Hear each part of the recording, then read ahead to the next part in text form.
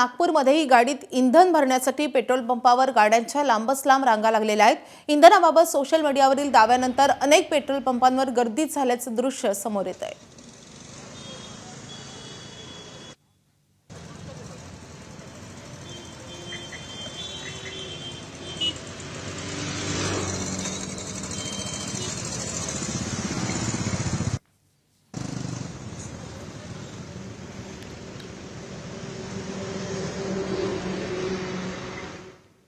आखाती युद्धामुळे व्यावसायिक गॅसचा तुटवडा जाणवतोय, तर घरगुती गॅससाठी एजन्सी बाहेर रांगा लागलेल्या आहेत।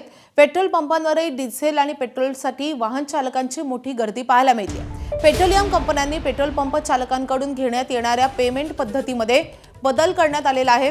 तसेच पेट्रोलियम अँड एक्सप्लोझिव्ह सेफ्टी ऑर्गनायझेशननं रात्री 11 ते पहाटे 5 वाजेपर्यंत पेट्रोलियम पदार्थांची वाहतूक करू नये असे नियम केलेत आणि त्यामुळे पेट्रोल आणि डिझेलच्या पुरवठ्यामध्ये काहीसा जास्त वेळ लागतोय, अशी माहिती महाराष्ट्र पेट्रोल डीलर्स असोसिएशनचे अध्यक्ष अमित गुप्ता यांनी दिली आहे।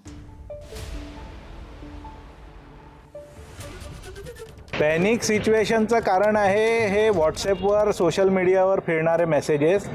पब्लिकनी सोशल मीडियाच्या मेसेजेसवर लक्ष देऊ नये।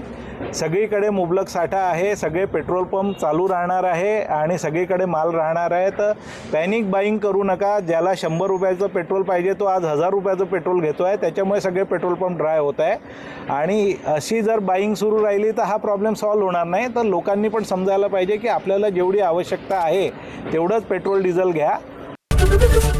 एबीपी माझा, उघडा डोळे बघा नीट।